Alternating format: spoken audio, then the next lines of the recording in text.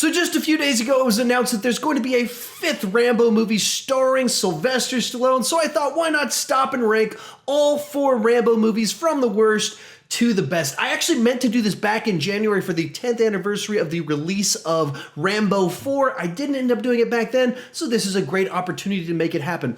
Rambo's one of those movies that was kind of like a big part of my childhood, even as a kid, because it was such a part of the culture growing up. There was even an 80s children's cartoon for Rambo when I was growing up, and it still remains kind of a big part of the culture. They're making a remake of it in India right now, so it's a big deal. We got a fifth one coming out, so it's a fun one to talk about, and Stallone's one of my favorite actors, so this will be fun for me. With that said, let's go ahead and get started, and we'll look at how these movies were ranked by the critics. In last place is Rambo First Blood Part 2 with 30%. In third place is Rambo or Rambo 4 with 37%. In second place is Rambo 3 with 40%. And doubling all of that in first place is the original First Blood with 88%. That's actually a little bit surprising since Rambo First Blood Part 2 is by far the most successful of the films at the box office, but at the same time, that movie's got the specific political leanings and all of it. You can see why critics of the day might not have been crazy about that movie, whereas audiences might have eaten it all up. Now, before I dive into my ranking of it, go ahead and tell me down below in the comment section, how do you rank the Rambo movies? Are you looking forward to this fifth one? All that fun stuff. Let me know your thoughts down below. Is this franchise just way out of steam and needed to die a long time ago? Let me know your thoughts on it. With that said, let's get started. Coming in last place is Rambo 3. Now, this isn't like the bad one in the mix or anything like that. It's just there's a few things that make it a little bit off, so I put it in last place, but I still thoroughly enjoy this movie, and there's a bunch of things to really like about it. First off, it's great to see Rambo and Troutman actually on an adventure together, getting screen time together. Not just that they're in the movie together, but actually on screen, doing things, having banter back and forth, and seeing what the actual rapport between the two of them are. Also, as a movie that kind of had a very large budget for its day, it's got lots of big action sequences. Everything that you want in a Rambo movie, you've got it here. This is Stallone maybe at the peak of both his like size and lack of body fat. This might be the best shape of his life, probably due to some illegal substances being used in the mix. But you get like the cool stick fighting sequence at the beginning of it, a bunch of great action, things that you want. Where it feels a little bit off is that because it felt like they were trying to make a big blockbuster, Rambo is a little bit too chatty and jokey in the movie. He's got a few too many actual one-liners, I'm your worst nightmare. What are you? Your worst nightmare. That feel a little bit out of place for the stoic character that we got in the first two movies, as well as the timing of the movie came a little bit off with the global politics of what Russia was doing involving in Afghanistan, and the timing of when it was released was a bit off, and then looking back on the film, it feels a bit odd in history and doesn't necessarily have the resonance of some of the other movies and what they were trying to talk about. So it just feels a little bit odd and doesn't ring as true as some of the other ones or just have the resonance that they have, but still a very enjoyable action movie with strong performances with Crenna. You actually get Red from that 70s show in there too, and of course Stallone. Coming in third place is going to be Rambo First Blood Part 2. Now, this was one of the most successful action movies of the 80s and one that just captured kind of the zeitgeist of the time and what America was feeling in wanting to win the Vietnam War, and Stallone gave them the story that did it. And one of the things is that the script was actually co-written with James Cameron. So you get James Cameron kind of at his peak of youthful creativity, writing a straight action movie for Stallone to go and kind of bring to the masses. And that's what this movie is. It's very light on plot, and actually the plot basically involves Rambo breaks into camp. Rambo leaves camp. Rambo is captured and taken back to camp. Rambo escapes camp. Rambo goes back to camp one more time to rescue hostages. Rambo leaves camp and goes back to base camp. That's kind of the whole plot of the movie, is going back and forth. Kind of a weird little plot, but as an action movie and a staple of its time, I mean, this, when you talk about most iconic 80s action movies, this is kind of one of the key ones, especially when you think about 80s action movies. Stallone is back as Rambo First Blood Part 2. But when you talk about action movies that tie directly to that decade, it couldn't have come out in the 70s, it couldn't come out in the 90s, certainly would not come out today.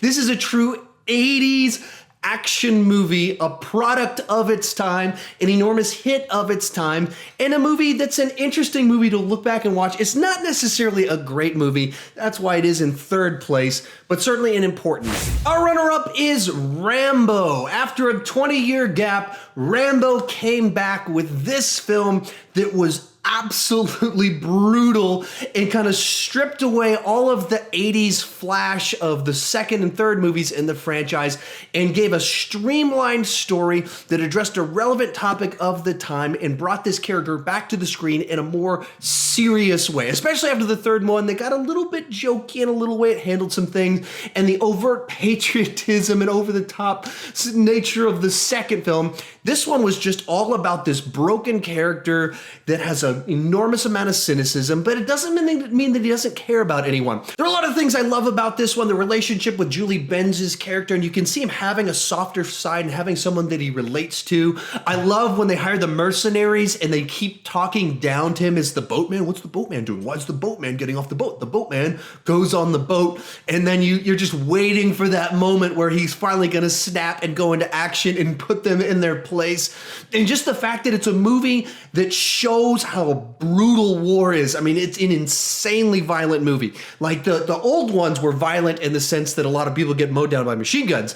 This one is violent in the sense that you see guys' bodies torn to pieces and limbs cut off, throats ripped out. I mean, you see gory violence. This is not a movie for everybody, and it's also a movie that shows the brutality of kind of what was going on in Burma and just the sheer atrocities happening. And it shows horrible things happening to children, to women, and it's a tough watch. It's not one that I put on all that often because it's not just pure entertainment and action porn or war porn or anything like that. It's rough at times to watch this movie, but some of that's what makes it a good movie and makes it a solid entry in the franchise, because it did ground it again and say, hey, war's not awesome, war's brutal, and this is why this killing machine is the way he is, why he's broken, why he didn't want to go in action, because war's not pretty, and it makes for a very nice, at least as of right now, ending to the franchise. If it is the last one and the fifth one, I'm excited to see what they do with it, and I hope they keep the tone of this one.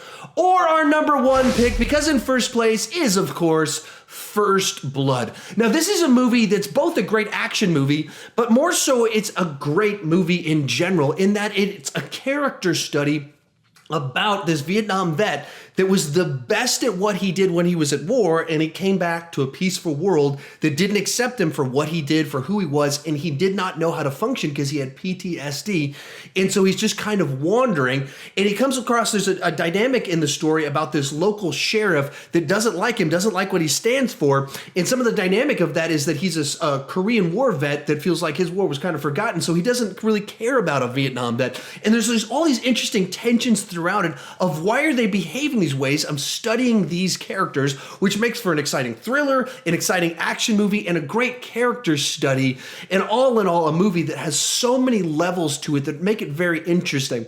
And a few years back, they announced that they were going to remake Rambo and bring it into the 21st century, and I was very nervous about that, because are you going to do First Blood? Are you going to remake First Blood? Because the dynamics of First Blood don't necessarily translate to the 21st century. There were things about American culture and the way that soldiers of the Vietnam War were treated when they came back that aren't true today of Iraq War veterans and Afghanistan War veterans, all the wars of the last 20 years. It's not the same thing. It's not the same dynamic that you could tell that story in the 21st century. It can't be updated in the same way.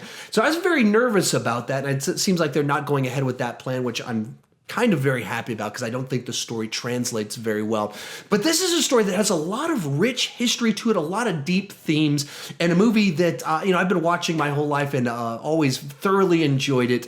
And even rewatching it last fall, I believe, to do a review for it. It's a movie that I think holds up very well. If you haven't seen it, you should check this one out. Don't expect a big flashy action movie. It's much more of an action thriller and character study than that. There's a few quirky elements in it where it seemed like the director forced in some comedic elements that really don't fit in the movie. But besides that stuff, a very solid movie that if you haven't seen it, I really highly encourage you to check this one out. The second and third one in the series, if you haven't seen them, they're very much product of the 80s, and so if you're not into 80s action movies, you probably won't care for them. And the fourth one is a very violent movie, and so if you don't like really violent movies, you might not care for it. But the first one, I think, is a movie that really anyone that loves movies should check that movie out as a pretty important piece of film history, as it was a key element of Stallone's career, as well as launching the franchise that was such a big deal that brought me a children's cartoon when I was growing up.